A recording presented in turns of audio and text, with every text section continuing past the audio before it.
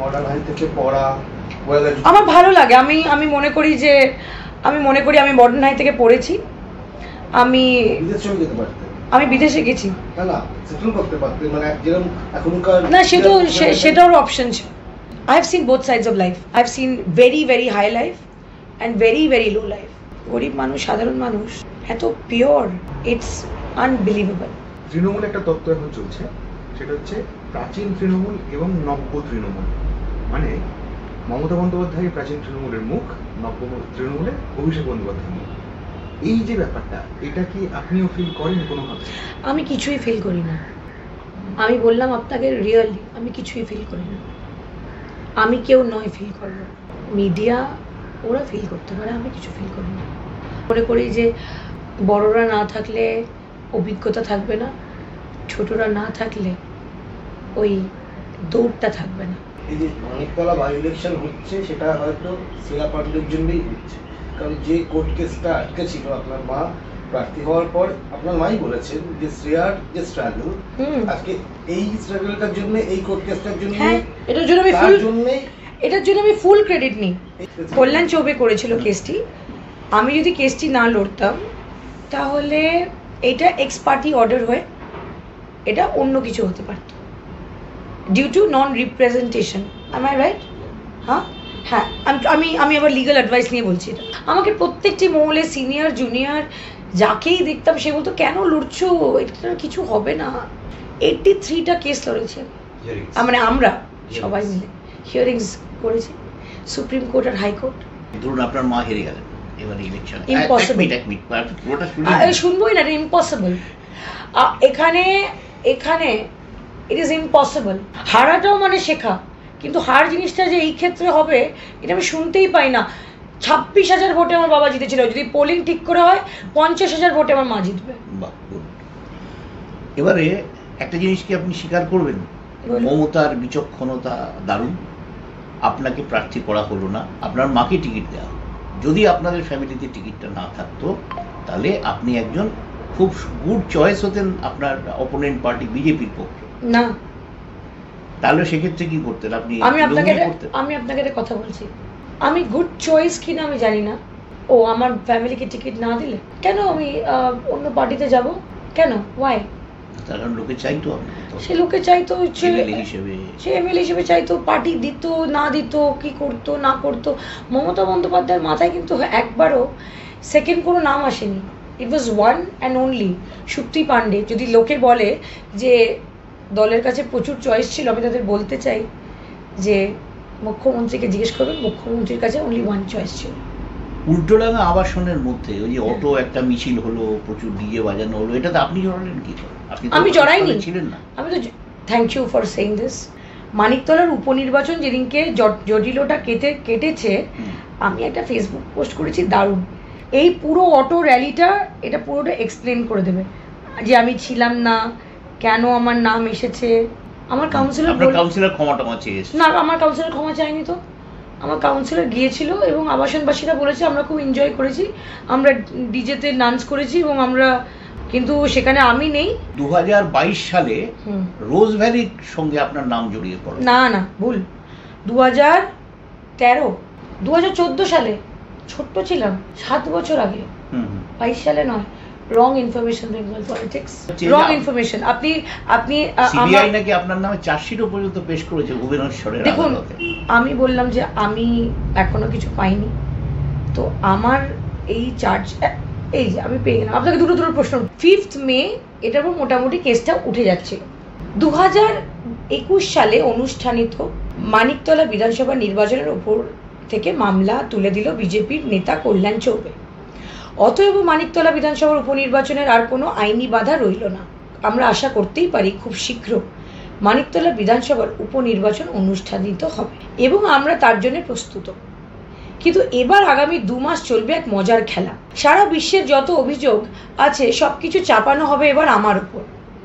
কোন মানুষ যদি বিহারে গিয়ে গন্ডগোল করে, দোষ পড়বে শ্রেয়া পাণ্ডের উপর। কেউ যদি উত্তরপ্রদেশে গিয়ে গন্ডগোল করে, তারও দোষ পড়বে শ্রেয়া পাণ্ডের উপর।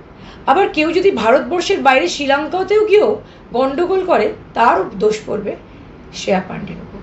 কুচবিহার থেকে কাকদ্বীপ, মাঝে মালদা, মুর্শিদাবাদ, ব্যারাকপুর, ভাটপাড়া, যেখানে যাই দেখবেন শ্রেয়া পাণ্ডের দোষ। যদিও ফেসবুক বা অন্যান্য সামাজিক মাধ্যমে আমাকে নিয়ে ট্রোলিং নেই বললেই চলে, কিন্তু এইবার আশ্চর্যজনকভাবে ট্রোলিং বাড়বে। যাই হোক, আমি প্রস্তুত, যাই হবে সব ভালো। জয় জগন্নাথ। ভুবনেশ্বর শুনুন না, আমি তো যা আপনাকে বললাম, যা ঘটেছে সব এই 2 মাসের মধ্যে ঘটেছে। মমতার সঙ্গে আপনার কখনো দেখা টাকা হয়েছে? হ্যাঁ। উনি কি বলেন আপনাকে? কি বলবেন? যোগ করছি, মায়ের সাথে মায়ের বান্ধবী ছোটবেলায় ওনার বাড়িতে দিল্লির বাড়িতে যেতাম। মা আমাকে প্রায় ওনার বাড়িতে রেখে কোথায় যেত ঠিক জানি না, তখন তো জনপদ হতে যেত। ওনার রেলমন্ত্রী থাকার সে সময় একটা বাড়ি ছিল, কালো একটা ফোন ছিল, সোনালি দ্বীপ ছিল। ও আমাকে মা বলতো ওকে খাইয়ে দিস, তো ভাত টাত মেখে খাইয়ে দিত। আর কালো ফোনটা দিয়ে আমি বলতাম ফোন নিয়ে খেলা করো, কোনো অসুবিধা নেই। আমরা কি করব তখন, ছোটবেলা, ছোট্ট, এখন সব নিরুলাসে ফোন করতাম, ওর একটা নাম্বার ছিল আমার কাছে। ওই তখন সবে হোম ডেলিভারিটা শুরু হয়েছে। মানে তখন ওই লোকে খুব, মানে তখনকার দিনে একদম ওই ভোগ ছিল পিৎজা আনানো। তারপর আমি বললাম সিনেমা করব, বাবা বললেন না।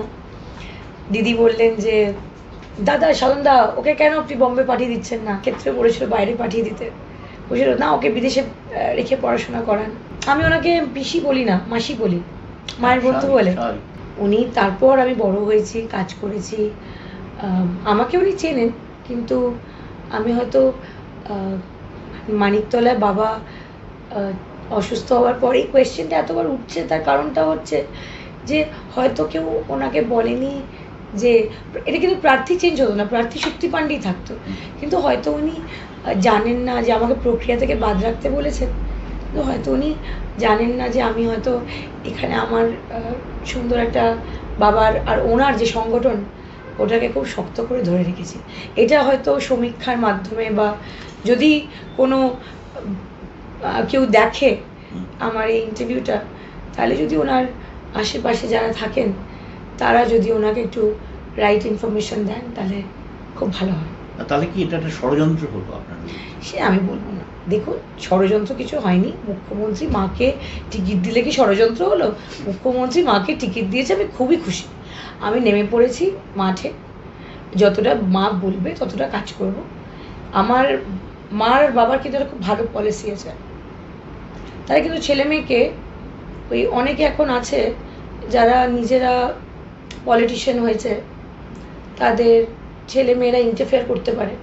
আমার মা বাবার ক্ষেত্রে কিন্তু সেটা হবে না, ওরা আমাদের অ্যাডভাইস করবে যে তুমি এটা করো, তাহলেই করবো, মানে আগ বাড়িয়ে কিছু নিজে থেকে। মানে সাধনদা কোথাও বলে যাননি যে আফটার মি সুপ্তি আর আফটার মি শ্রেয়া?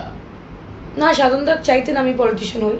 সাধনদা এটা অনেককে বলেওছেন, উনি অনেককে না, উনি সবাইকে অ্যাকচুয়ালি বলেছেন, মিডিয়া থেকে আরম্ভ করে বড় পলিটিশিয়ানদের সবাইকে বলেছেন আমি চাই আমার মেয়ে রাজনীতিতে আসুক। কিন্তু আনফর্চুনেটলি আমি খুব রিগ্রেট করি যে ওনার বেঁচে থাকার সময়টা আমি রাজনীতি করিনি। তো বাবা চলে যাওয়ার পর সেই ছাতাটা সরে যাওয়ার পর এমন কাউকে খুঁজে পাচ্ছি না যে মিসআন্ডারস্ট্যান্ডিংগুলো কেউ বা কোনো অপপ্রচার কেউ করে দিচ্ছে সেটা কেউ মেটাতে পারবে। টিকিট না পাওয়ার পরেও আপনার লড়াই কমলো না বাড়লো? মানে জীবনই তো লড়াই। আমরা বলি না লড়াই লড়াই লড়াই চাই, লড়াই করে বাঁচতে চাই। সেটা তো সিপিএম এর স্লোগান না, সবার স্লোগান। এটা জীবনের স্লোগান, এটা সিপিএম এর স্লোগান নয়। সিপিএম কোনো স্লোগান দিচ্ছে, আপনি এখন বলবেন জয় বাংলা, জয় বাংলা প্রত্যেকজনের স্লোগান। সিপিএম এরও জয় বাংলা বলা উচিত, বিকজ তুমি বাংলাকে জয় বলছো। বিজেপিরও যারা বিজেপি কর্মী আছে তাদেরও জয় বাংলা উচিত। আমার খুব জয় বাংলাটা মমতা বন্দ্যোপাধ্যায় এটা করেছেন, আমার খুব ভালো লাগে। বিজেপি সম্পর্কে আপনার মতামত? কোনো মতামত নেই। সিপিএম সম্পর্কে?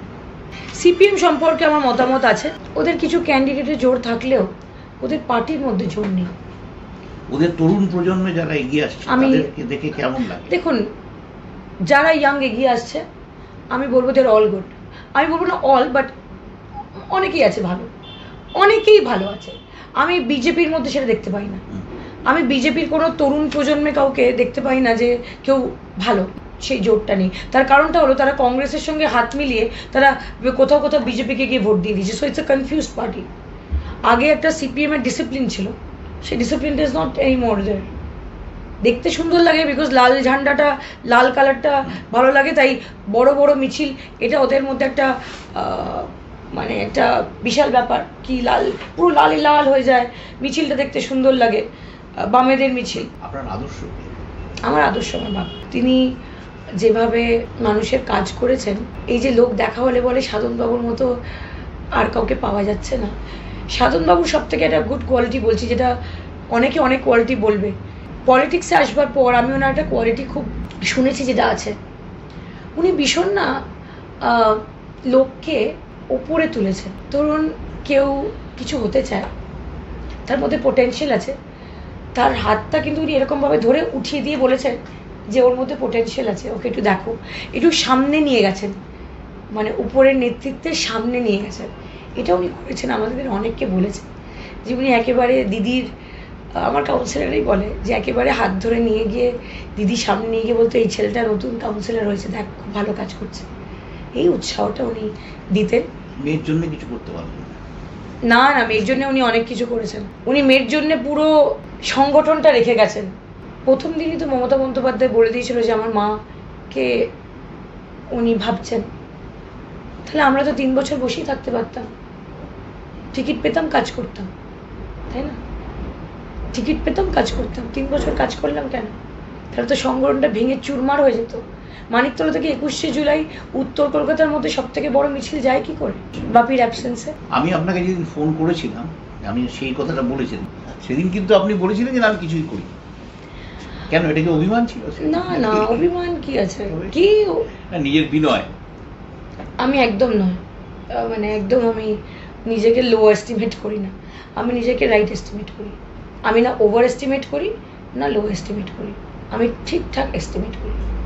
নিজেকে ছোট বলছেন, বেশ কিছু সংবাদ ছোট মানে বয়সে বলেছি ছোট, সবাই বলছে ছোট, তাই শুনলাম ছোট। সব সিনিয়ররা বললো তুমি তো অভি ছোটা হ্যাঁ, সবাই বললো, তাই আমি বললাম, কাগজে লিখেছে আমি ছোট।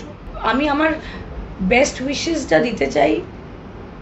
আরেকজন প্রার্থী হয়েছে আমার থেকে 10 বছর ছোট, মমতাদির মেয়েকে আমার বেস্ট উইশেস থাকলো, ছোট মেয়ে, ভালো কাজ করবে।